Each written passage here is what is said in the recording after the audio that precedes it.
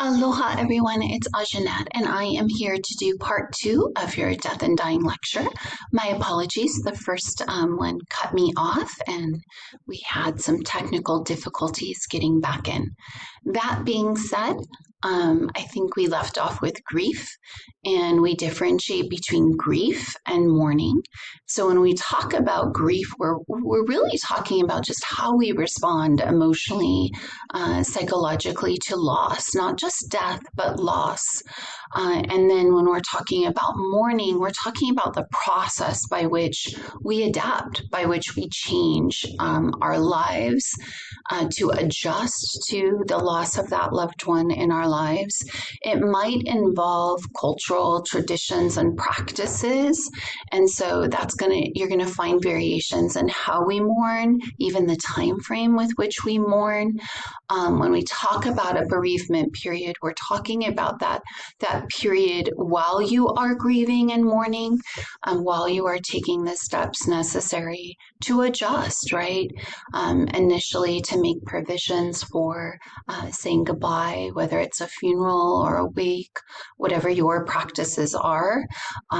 And sometimes in American society, particularly from a workforce standpoint, we don't allow an extended time of bereavement, but different cultures have different time periods. And they engage in a process where they might wear a certain clothing or refrain from certain activities over a specified period of time, depending upon that culture and the faith associated with that culture. So when we're talking about what's quote unquote normal grief and what's not normal grief, there really is no such thing as normal, but we can clearly identify when things become extended and people enter into what we call a complicated grief. So they're not able to find some sort of peace and continuing on emotionally, socially, physically, or spiritually.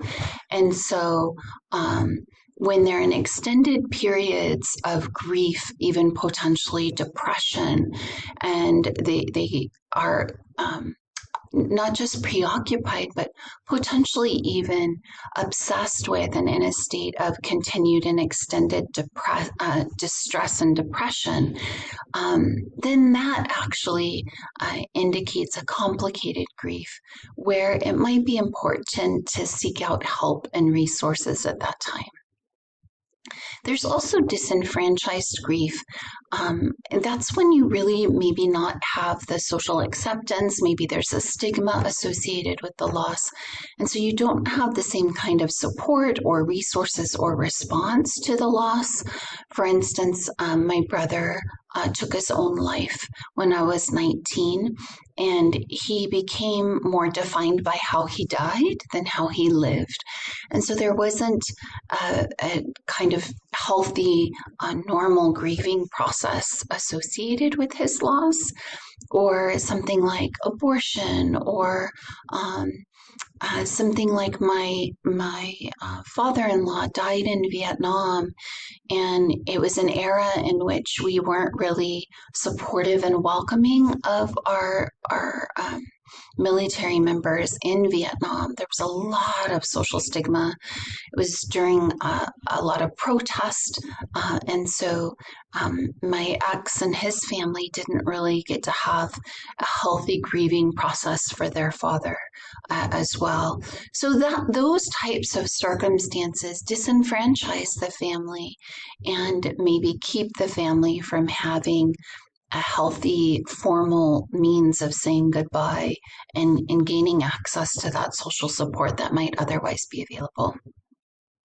There's also anticipatory grief that might be associated when one is diagnosed with a terminal illness and we anticipate their loss. And so therefore we kind of go through a grieving process while they're still alive. And sometimes that can be healthy. It can be a resource and a support for us. It allows us the opportunity to have conversations, to get our affairs in order, and to maybe mend challenges and conflicts that may have been left over from previous disputes. So they can, in some ways, be an opportunity for us to find peace and resolution with our loved one. But when they're extended periods, it can be painful. It can extend the grief. And sometimes, when you have this long, sometimes tormented process of dying, there can be a sense of relief and then maybe guilt that comes from feeling relieved when the loved one passes away. So all of these things provide complexity to grief. And it's important to note that we have to just be willing to adjust to each individual circumstance and support people in the best way that we can for their loss and for their needs. Kubler-Ross has one of the few stages of grief that we talk about in human development and psychology. She's received a lot of criticism for her work, and probably because her research was done on people who were diagnosed with terminal conditions, and they were in the end stages of their life. So the grief was really from the individual's perspective who was facing death, rather than those of us facing loss of a loved one, right? However, subsequent research and professionals have indicated this really applies to any grieving. She presented the stages of grief. And while her theory may have been described as a much more kind of linear perspective, we know that these stages are not always linear. We also know that we may spend extended periods in one stage or skip stages or revert to stages. So it definitely can vary depending upon the individual and the loss and the circumstances. But the first stage that she addressed was denial, where there's kind of a denial that death is imminent. Maybe the doctors made a mistake, maybe the tests were wrong. And so that shock kind of takes over, and there might be a scrambling to look for alternative explanations or solutions. Anger may come when one is mad at God, the universe, the world, doctors, hospitals, other people. There might be some blame, some irritation, and even some anxiety that's manifested through anger. There might be fear that's manifested in anger. There could be a bargaining stage where you're willing to make deals with, the universe. Please, if you give me another chance, if you heal me, I promise I'll be a good person. I promise I'll make amends. I promise I'll spend the rest of my life, serving and doing X, Y, and Z. You might even be bargaining with others, right? Telling your story again and again, kind of negotiating with the world and your relationships to try to find some explanation, meaning, purpose, reason for it all. Depression might come where you feel a sense of hopelessness, where you might be to the point where you just are recognizing there is no solution, and that might be overwhelming, and it might steal you of your motivation and your joy for the life that you have left. It might also cause you to kind of bury yourself and isolate yourself. And so we definitely want to be mindful of this. And then an acceptance is a period where you come to terms with the loss, where you start to be able to make peace, maybe start to put your affairs in order, and start to talk about the finality and maybe what legacy you want to leave behind. And so it can be a powerful theory. But again, we have to be cautious about seeing this as linear and sequential, recognize there's huge variation from person to person, loss to loss. And so give people the space and validation they need to grieve in the way that's right for them. There's also a dual process model that suggests that we actually kind of navigate between two processes, one in which we're kind of in a loss oriented model where we're in that grief, we're feeling the loss, we're feeling those negative emotions of losing our loved ones, we're feeling their absence in our lives, and that loss of that bonding and connection that we had with that individual.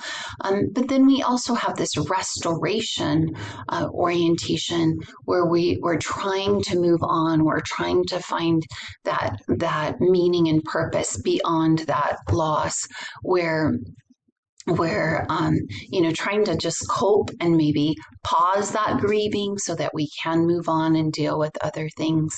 And so we might navigate back and forth, even in one day and one interaction, we might navigate back and forth between these things. And so we have both of these dual processes working within us simultaneously. And because we're in a society where our bereavement periods are often far too short, because there's kind of an expectation that we should be moving on, even though it's a faulty expectation, that expectation's real, those pressures are real. So we're kind of forced to cope with both things at once. We often don't give that full time and space for a grieving. There's an expected reintegration while one is grieving. So many of us are forced to deal with both of these orientations and both of these demands simultaneously. And it's important to consider who we're losing, which loved one is passing, and at what time of our lives. It's said that losing a child is the most difficult loss and the most painful grief that one experiences. Having, my own children, I could never imagine losing one. And having watched my mom lose my brother at a young age, having watched my sister lose my niece at a young age, I can definitely say I've observed this very painful, excruciating grief firsthand. We know that when you do lose a child, it places an extraordinary amount of stress upon the grieving parents. And so that takes a toll. That takes a toll on their psychological well-being as well as their physical well-being. That can even increase their risk of death and shortens their life expectancy, especially when you're losing a younger child. When a grandparent in their 70s and 80s loses a child that's in their 50s and 60s, that sometimes isn't as excruciating as when you lose a child under the age of 18, a minor. That can be very intense. And when it's a sudden death, it can be excruciating. And that might contribute to more of that complicated grief that we talk about, that extended depression that we've talked about. Now, losing a parent can also be painful, but when you're in your 50s and 60s, you expect to be losing your parent, right? It's almost an anticipated grief, particularly if they're diagnosed with a terminal condition or a serious illness that jeopardizes their longevity. But when you're losing a parent in childhood, it's very traumatizing, and it can stick with us forever and distinctly shape our development. My ex lost his father at the age of 6, and even into his 60s now, he's still very much impacted. That loss shaped the very substance of who he is, who he became. It also, he never had a father growing up or a father figure growing up. He didn't know how to be a good dad himself, and that's been a struggle in his relationship with our children. So those are all things to think about. It affects your adjustment. It affects your development. It increases your risk of significant social and physical problems moving forward, right? It makes you more vulnerable to mental illness, to substance abuse, any kind of negative outcome. That risk increases when you've lost a parent at a young age.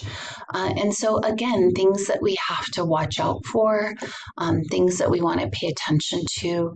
I always think it's helpful to put a child in therapy when they've lost a parent at a young age. They need to be wrapped in love and support. They need to be given resources and tools and skill development at a very young age, particularly if it was a very traumatic loss. In adulthood, it often depends on who we're losing.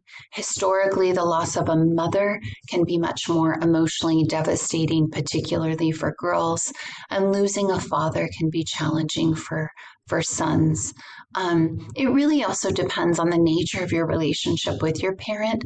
Sometimes, yes, it's devastating to lose a parent that you're close to, but sometimes it can also be traumatic losing a parent that you have a conflicted relationship with, because there can be some guilt and grief, complicated grief that goes along with that. So really important to maybe consider support groups, consider how we can wrap individuals in a support system and give them that extra love and support that they need. When we're mourning, we kind of want to go through a period where we find peace and acceptance. We can still continue to love the individual, make space for them in our hearts and our lives and our memories, but learning to move on in life without them, learning to work through that grief, even as it comes in waves. You find healing and peace, and then it hits you again like a storm. And so finding a way to navigate those periods of grief and having a new life, while still making space for that love that you hold for that loved one that's been lost. And again, grief support groups can be very valuable. Sometimes they make us feel normal. They help us validate our emotions and experiences and our thought and our pain. Sometimes they give us permission to grieve, that it's okay to still be in pain and mourning, even months and years later. To recognize there's always going to be a loss and a sense of loss that you carry with you forever. So for me, having lost my brother at a young age and that defining who I am today, I would say it gets easier, but it never gets easy. That you think you're whole and healed, and then all of a sudden you're in pieces again. Sometimes you don't even understand what the trigger was, and that's okay. Just know where you can go back to that support, whether it's a formal grief support group, whether it's a spiritual advisor, whether it's a loved one, a family member, a partner, or sometimes, just a confidant that's completely outside the circle. But build a support group. It is so important. That said, I'll leave you with some words of wisdom. Grief never ends, but it changes. It's a passage, not a place to stay. Grief is not just a sign of weakness, nor a lack of faith. It is the price of love. So find joy in that grief. Know that it's evidence of our love. And it takes as long as it takes. Be kind to yourself. Be kind to you. Give yourself permission to love and continue to love. And I'm going to leave a final piece of wisdom. Never let go or miss the opportunity to tell a loved one you love them, because you never know the moment they might be taken from you. So that's something I learned early, even in my professional relationships. I lost a dear and treasured employee who wasn't just an employee, she was a grandmother to my children. She was a surrogate mother and grandmother to me. And I adored her. And she had a stroke when I was away at a conference. And although I showed her I loved her, I don't think I verbalized it enough. And so now I never miss an opportunity to say, I love you. With that, I'm going to tell all of you as my students, I love you. I cherish the opportunity to teach you, to learn from you, to learn with you. You are a blessing to my life, and I hope I have provided some degree of blessing and wisdom for all of you in your academic pursuits and journey. I hope you will continue to share your successes and your growth along the path of your continued pursuits. Keep in touch. Connect with me on social media and give me an opportunity to celebrate your triumphs in the life as you move forward. Much love and aloha to you and to your family members and your ohana and to all those that you love and cherish and to your ancestors and your amakua who continue to look out for you. I wish you many, many, many blessings, protection, and peace always. Aloha.